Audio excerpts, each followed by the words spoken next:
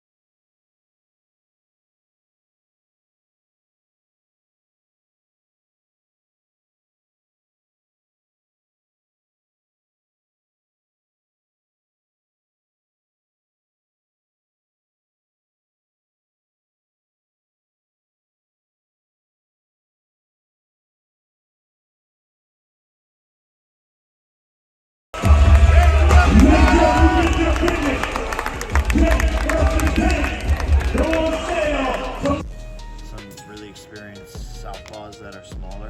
I think Montana Love is coming in. Shakur Stevenson wants to come in. Jermaine Ortiz. We're gonna hit up Erickson Rubin, some of these guys. So we're just gonna bring in a plethora of fighters that are fast, quick, shifty southpaws. How did the Shakur link up? What prompted that?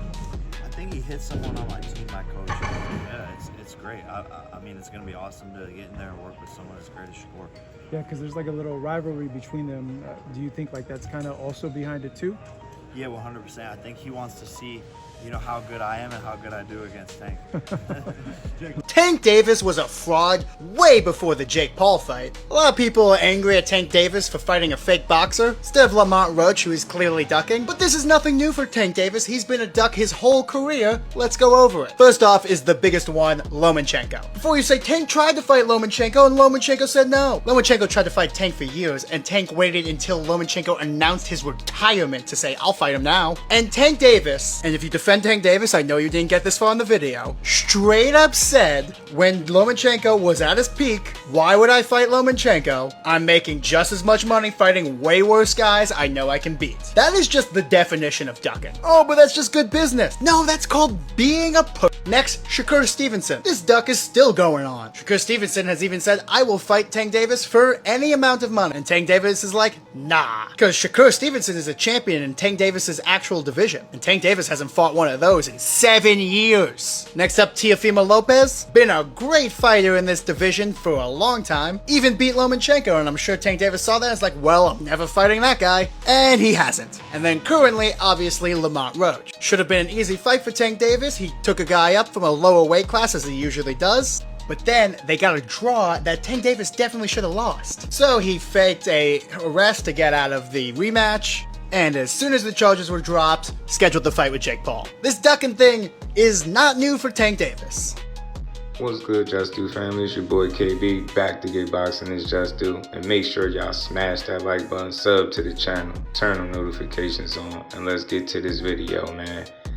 Man, oh man, it never fails, man. You leave it up to the boxing fans to always find something to complain about, a different reason to dislike a fighter, or, you know, just finding any old reason to have something negative to say about what these fighters are doing with their careers and their personal lives and what decisions they decide to make.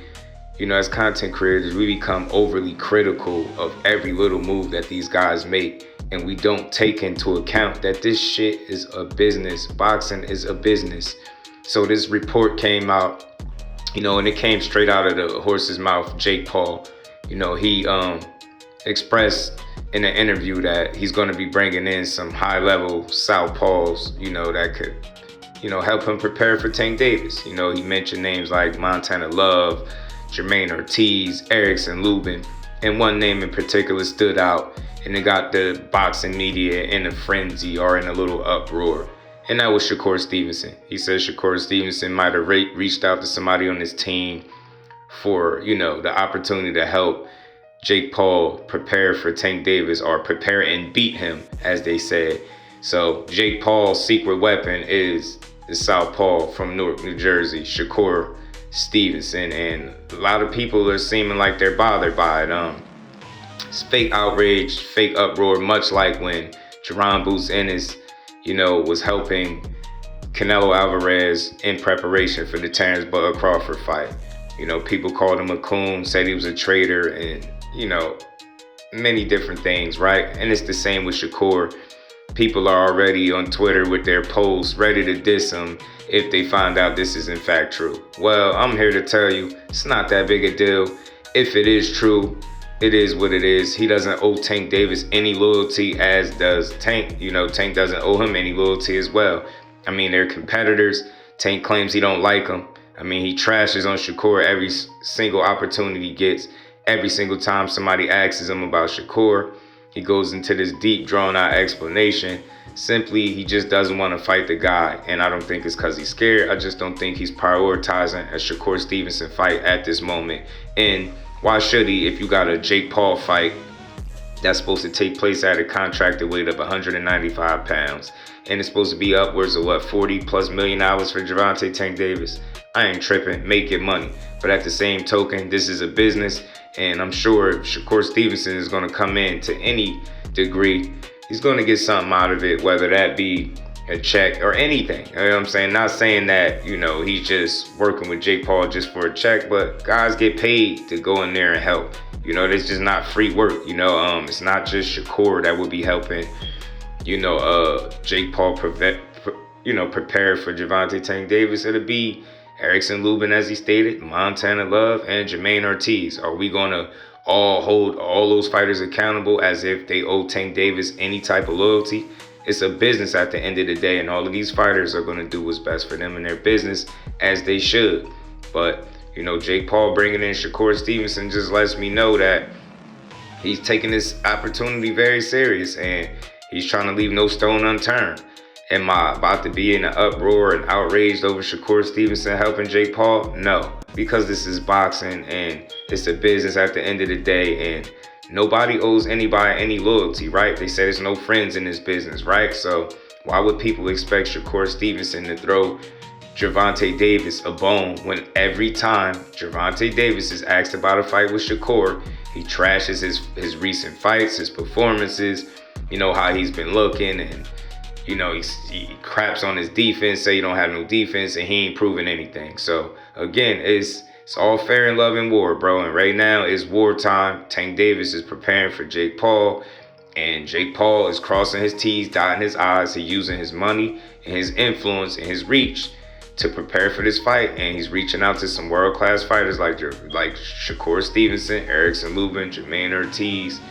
And look, that doesn't mean that those guys are just going to give him some secret weapon to beat Gervonta Tank Davis. He still got to get in there and win the fight. He got to fight. They can't fight for him. You know the saying.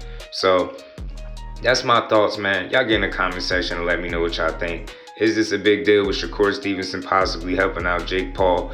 Or is it a big deal that any of these southpaws potentially will be helping out Jake Paul? And does any of these guys owe Gervonta Tank Davis any loyalty? And as always, get in the comment section and let me know.